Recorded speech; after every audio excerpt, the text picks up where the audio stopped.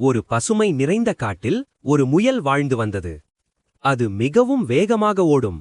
அதனால் தன்னை பற்றியே பெருமை பேசும். என்னை விட வேகமாக இந்த காட்டில் யாருமில்லை என்று அது அடிக்கடி சொல்லும்.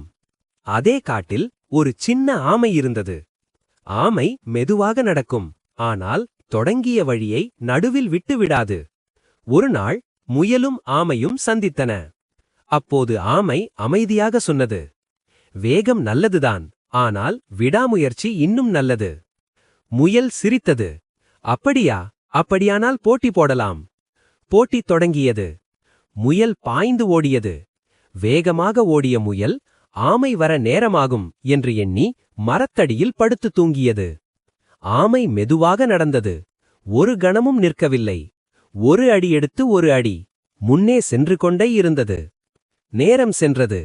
இறுதியில் ஆமைதான் இலக்கை அடைந்தது. அப்போது விழித்த முயல் தன் தவறை உணர்ந்தது. வேகம் மட்டும் வெற்றி அல்ல, விடாமுயற்சியே வெற்றிக்கான வழி. இந்த கதை உங்களுக்கு பிடித்திருந்தால் லைக் செய்யுங்கள் மற்றும் இன்னும் அழகான கதைகளுக்காக சப்ஸ்கிரைப் செய்ய மறக்காதீர்கள்.